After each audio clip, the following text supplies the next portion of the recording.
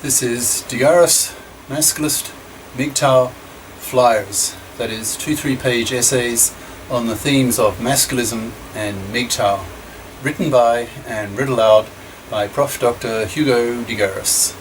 This is flyer number 28, entitled A Tale of Two Movements, The Price of MGTOW Anonymity.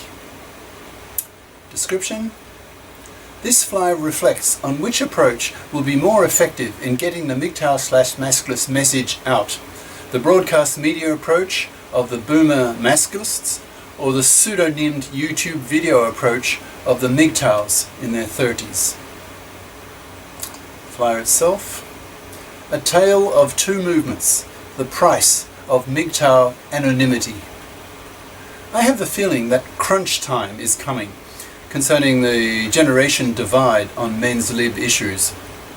On the one hand, you have the masculist approach from the 80s, which focused heavily on the broadcast media to get its message across by persuading journalists to write about masculist ideas. Initially, a few of them took up the ideas and wrote major cover story articles that reached the tens of millions and really got the message out. On the other hand, you have the MGTOW approach of the tens, the year tens, which shuns political action and prefers an anonymous YouTube video approach. I think anyone who has been following the debate on which approach is more effective will recognize that both approaches have their pros and cons. I'm now beginning in the tens what I did in the 80s, that is, contacting major journalists of my own age who think the way I do, since we are all boomers, that is, baby boomers, born soon after World War II, in my case 2 years after World War II ended. I have a MGTOW masculist press release that I am emailing to hundreds of journalists. Experience tells me that even if only a few % respond, that's enough to get the ball rolling. And also from experience, I know that once a new topic breaks the ice, journalists are like sheep and follow the herd because they have to compete with rival publications. But if you're a MGTOW and you prefer to remain anonymous using a pseudonym, as all the major MGTOWs do, then you have a problem with the journalists who prefer to deal with real people, not pseudonymed ghosts. For example, if Sandman wanted, he could have an interview with a broadcast journalist over a public payphone so as not to give away his cell phone number, and then there would be no photo of him in the article. MGTOWs pay a price for their anonymity. Also, for boomers, MGTOW anonymity smacks of cowardice and leaves a bad taste in their mouths. For example, if ever some fluffy feminist ever tried to harangue me, I'd harangue her back with male force and utterly blow her away. I sense that women sense this, which might explain why I've had no critiques from women at all. None. Even though I've been putting up almost daily comments on Sandman's site for over a year. That's what I was doing 1 or 2 years ago. I've lost interest in Sandman. He doesn't have a political bone in his body, so I find him rather boring. But I keep listening to him because he is a good psychologist. That's his strength. So mixed feelings. Back to the flyer. Putting up almost daily comments on Sandman's site for over a year with my name, email address and website.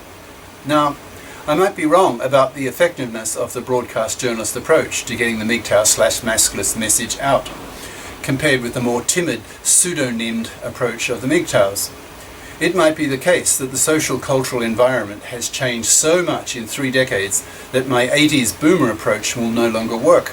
If that turns out to be the case, I will have learned something and I will have to adapt and change my tactics. But I'm approaching guys my own age, so why would their mentalities have changed? Have the feminazis become so powerful that these boomer male journalists are afraid to express masculist/MGTOW ideas through fear of losing their jobs? Have things become that bad? Personally, I don't have that problem because I'm retired and live off my savings and only have to switch on my professional male brain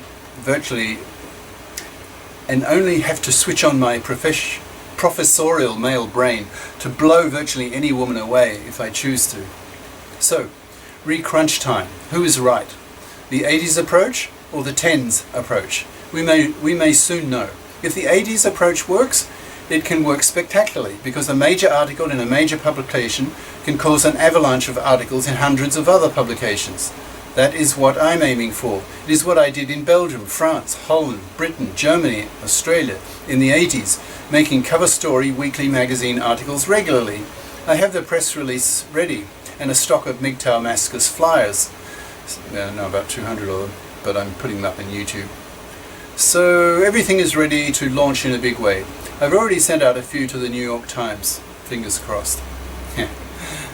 Okay, speaking now, no reaction. Nothing. Not a nibble. So maybe the MGTOWs are right. So that's why I'm putting up lots of YouTube videos. But I haven't given up. Cheers. Prof. Dr. Hugo de GARIS. Email profhugodegaris@yahoo.com. Website profhugodegaris.wordpress.com. YouTube channel name de GARIS Masculist MGTOW Flyers. Ciao.